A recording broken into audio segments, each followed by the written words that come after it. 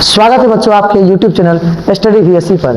जैसा कि बच्चों आप देखे थे कि कल हम पॉलिटिकल का ऑब्जेक्टिव दिए थे और कई सारे प्रश्न डायरेक्ट उससे पूछ दिया गया था। आपको बता दें कि पॉलिटिकल का जब ऑब्जेक्टिव देखे तो उसमें कई सारे प्रश्न फंसे थे और आज ज्योग्राफी का सेशन लेकर आए हैं बच्चों। और हमने कहा था कि संविधान से कई सारे प्रश्न रहेगा, तो संविधान से कई सारे प्रश्न पूछे गए थे। अब आज जो हम प्रश्न ले आ रहे हैं वो ज्योग्राफी का सेशन है बच्चों, इसे देखना मत भूले।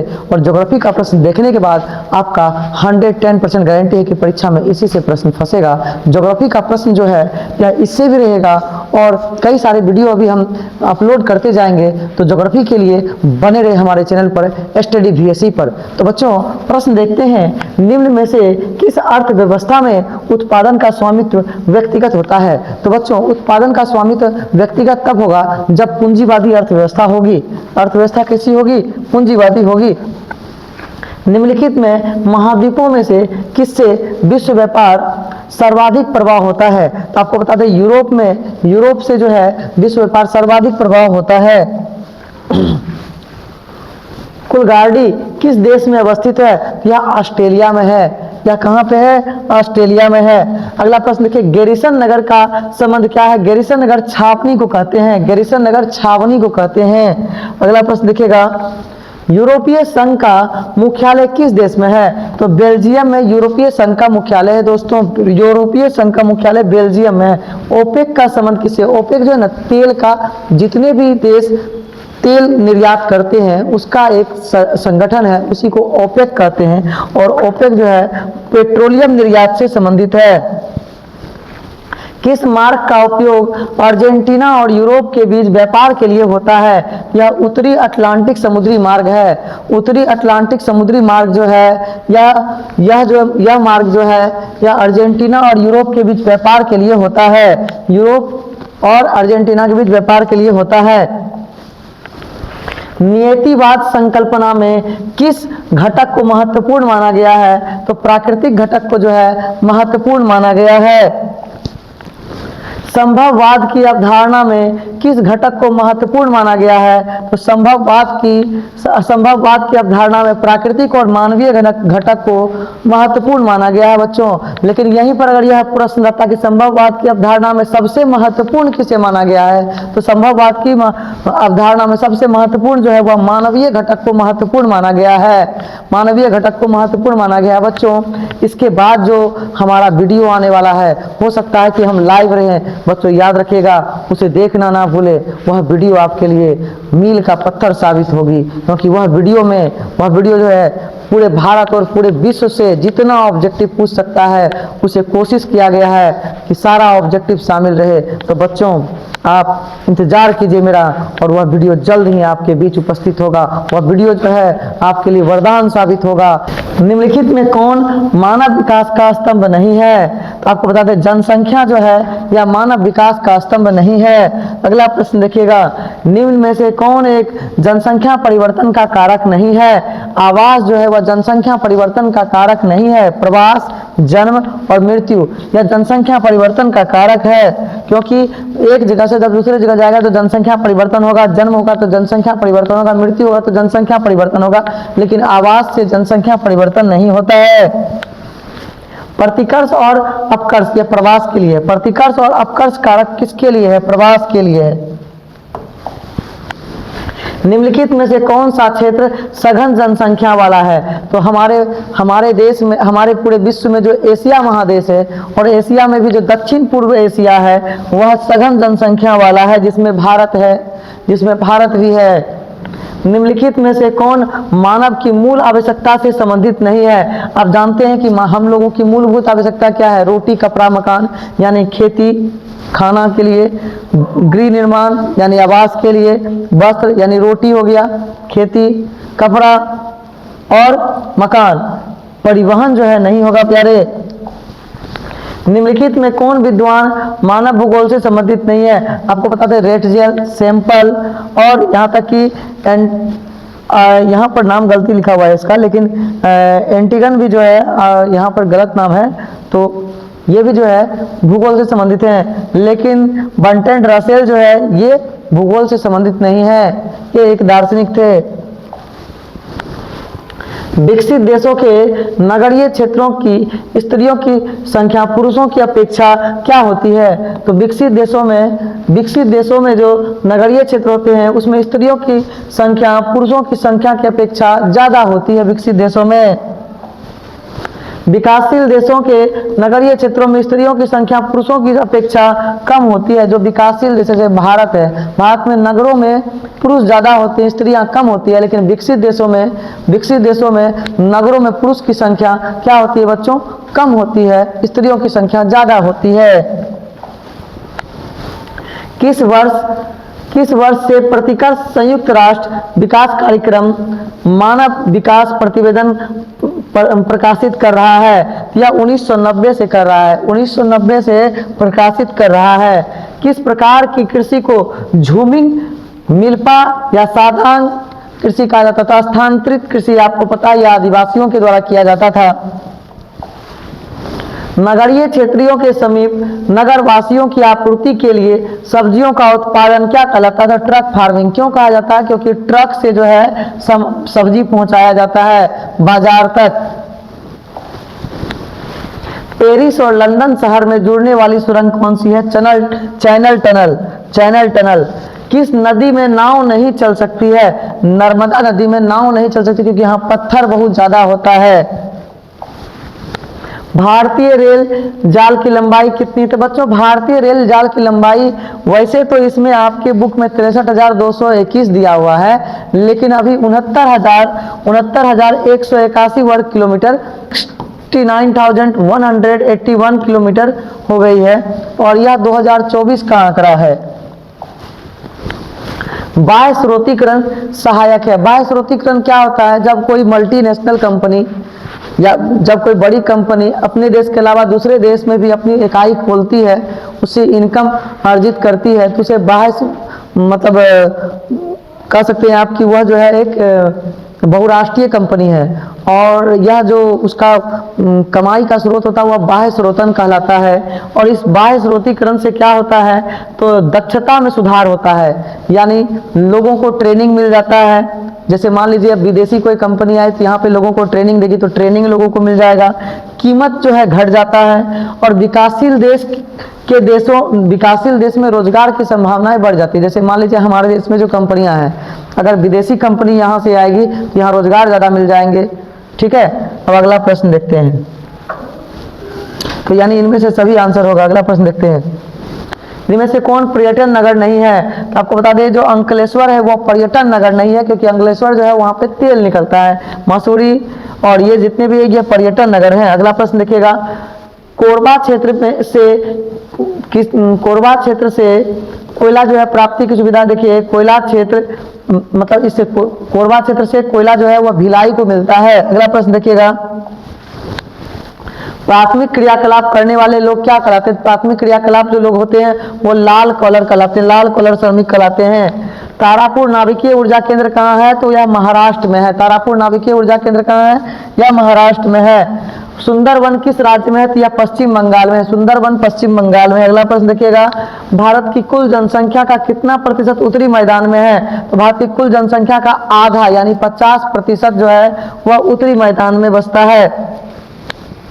2001 की जनगणना के अनुसार निम्नलिखित में से किस राज्य में नगरीय जनसंख्या का अनुपात सर्वाधिक है? तो तमिलनाडु में जो है नगरीय जनसंख्या का अनुपात सर्वाधिक है। इनमें से कौन ग्रामीण बस्ती का प्रकार है? ये सारा गुच्छित बस्ती, अर्ध गुच्छित बस्ती और पल्ली बस्ती, ये सारा जो है ये क्या है? ये ग्रामीण जनसंख्या का उदाहरण है। निम्नलिखित में से कौन बस्ती प्रतिरूप सड़क, नदियों या नहरों के सहारे विकसित होता है? तो रेखिक बस्ती जो होती है, रेखिक प्रतिरूप जो होता है उसमें सड़क, नदी, नहर सबको दर्शाया जाता है। निम्नलिखित में से कौन सा भारत का सबसे लंबा राष्ट्रीय महामार्ग है? तो NH-44 जो है, NH-44 वह जो है सबसे लंबा राष्ट्रीय राजमार्ग है। भारत में वायु परिवहन की शुरुआत कब हुई? 1911 में बच्चों वायु परिवहन की शुरुआत हुई थी। अगला प्रश्न है, भारत में सबसे पहले रेलगाड़ी किन स्टेशनों के बीच चली? तो मुंबई से थाने के बीच मुंबई से थाने के बीच जो है रेलगाड़ी चली थी। अगला प्रश्न है, केंद्र सरकार द्वारा चलाई गई हरियाली प्रोजेक्ट किससे संबंधित है? तो वायु संरक्षण और जल संरक्षण दोनों से है। अगला प्रश्न है, भारत में सबसे अधिक चीनी उत्पादन किस राज्य में होता है? तो अब महाराष्ट्र में सबसे ज्यादा चीनी उत्पादन होता है। अगला प्रश्न सुनिए, सलेम किससे संबंधित है? सलेम जो है वह लौह इस्पात कारखाना से संबंधित, लौह इस्पात उत्पादन से सलेम संबंधित है। निम्नलिखित राज्यों में किस में प्रमुख तेल क्षेत्र है? तो आपको बता दें असम, असम के डिगबोई से तेल निकलता है, असम के डिगबोई से। इसके अलावा आपको पता है सबसे ज्यादा तेल उत्पादन जो है महाराष्ट्र में होता है। खनन किस प्रकार का क्रियाकलाप है? तो खनन जो है वो प्राथमिक है।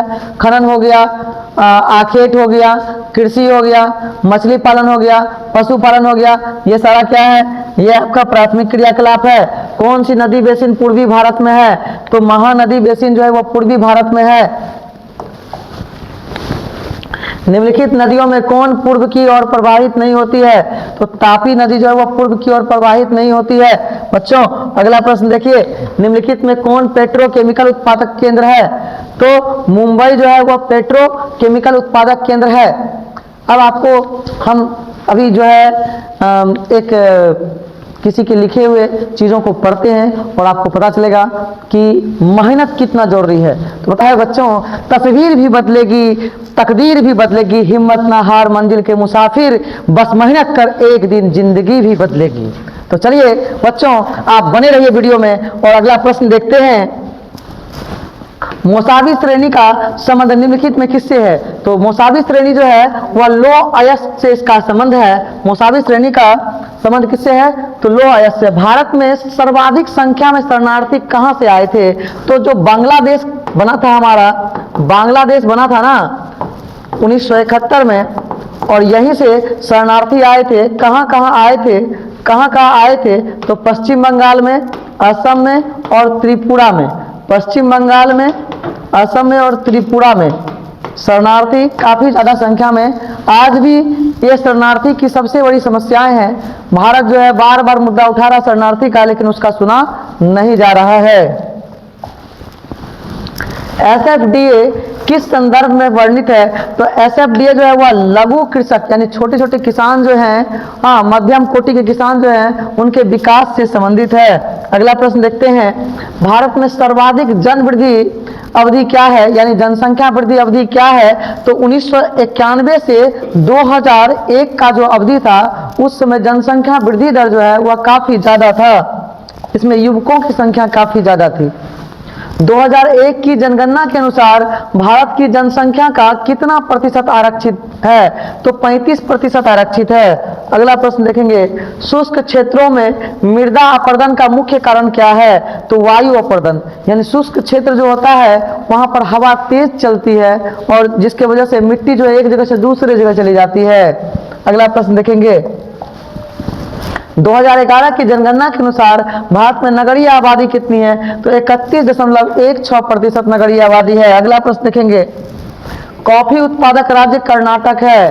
कॉफी उत्पादक राज्य कौन है? कर्नाटक है।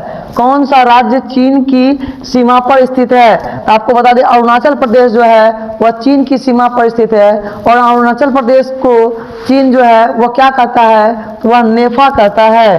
क्या कहता है? नेफा कहता है। यानी आज भी, ऐसे इसका नाम पहले नेफा ही था, तो आज भी चीन जो है इस पर अपना अधिकार मानता है, क्योंकि चीन का कहना है कि यहाँ के जो लोग हैं वह हमारे देश के लोग जैसे ही हैं, इसलिए चीन अपना अधिकार क्षेत्र में मानता है। और चीन का मुख्य दावेदारी यह है कि भारत और चीन का जो सीमा है, तो चीन का मानना है कि उस समय जो है उनके यहाँ के जो नेता थे वह इसको तभी उतना मतलब चीन विकसित नहीं हुआ था इसलिए मान लिए थे, लेकिन चीन जो है भारत चीन सीमा को नहीं मानता है और वह मानता है कि यह क्षेत्र मेरा है। और इतना ही नहीं, वह लद्दाख को भी अपना ही मानता है, और यही वजह है कि लद्दाख का कुछ क्षेत्र आज भी चीन के हिस्से में है। निम्नलिखित में कौन सा गंगा का मैदान के महत्वपूर्ण मानव अधिवास है? तो आपको बता दें कि गंगा के मैदान में जो है सरल और विरल नहीं, सघन जो है जनसंख्या पाया जाता है वहाँ। गंगा के मैदान के क्षेत्र में जो है जनसंख्या काफी ज्यादा पाया जाता है, क्योंकि गंगा का जो मैदानी भाग है वह काफी ज्यादा उपजाऊ है, इसलिए यह जो है सघन क्षेत्र होता है। अगला प्रश्न देखिए, निम्नलिखित में से कौन मानव विकास का सामाजिक सूचक है? तो यह साक्षरता। देखिए, मानव के विकास के लिए अगर मानव समाज में विकास करे तो उसके शिक्षा बहुत ज्यादा जरूरी है, शिक्षा बहुत ज्यादा जरूरी है, नहीं साक्षरता। अगला प्रश्न देखेंगे, भारत में प्रवास की निम्नलिखित धाराओं में कौन सी एक धारा पुरुष प्रधान है? तो याद रखिएगा, पुरुष प्रधान जो है यानी गांव से पुरुष जो है वह गांव से शहर जाता है कमाने के लिए। पुरुष जो है गांव से शहर जाता है, महिला गांव से शहर नहीं जाती बल्कि पुरुष जाता है, तो यानी ग्रामीण से नगरीय होगा, ग्रामीण से नगरीय होगा। अगला प्रश्न देखेंगे, भारत में विश्व की कुल जनसंख्या का कितना प्रतिशत लोग बसता है? तो भारत में विश्व की जनसंख्या का 16% निवास करता है, अकॉर्डिंग टू आपका बुक जो है, बुक के अनुसार। 2010 से 11 में निम्नलिखित में से कौन भारत का सबसे बड़ा व्यापारिक भागीदार था? तो संयुक्त राज्य अमेरिका जो है वो भारत का सबसे बड़ा भागीदार था व्यापार में, और अभी जो है थोड़ा सा घटा है टैरिफ की वजह से, अभी थोड़ा सा घटा है, लेकिन अब जो है वर्तमान में फिर से टैरिफ कम कर दिया गया है, जिससे व्यापार जो है भारत और अमेरिका का और ज्यादा बढ़ेगा। निम्नलिखित दक्षिण भारतीय राज्यों में किस राज्य में भौम जल उपयोग जो है इसके कुल भौम जल संभाव्य से ज्यादा है? तो तमिलनाडु में जो है, तमिलनाडु में वैसे भी प्रत्येक घर में क्या किया गया है, तो प्रत्येक घर में छत पर स्टोरेज बनाया गया है, और प्रत्येक घर मकान जितने भी तमिलनाडु में बनाए जाते हैं तो वहां पर नियम है सरकार का कि अगर आप भंडारण क्षमता नहीं बनाएंगे जल का तो आपको मकान बनाने नहीं दिया जाएगा। 2006 में विश्व की कितनी प्रतिशत आबादी नगरीय थी? तो 2006 में 50% आबादी जो थी वह नगरीय थी। निम्नलिखित दक्षिण अमेरिकी देशों में कौन ओपेक का सदस्य है?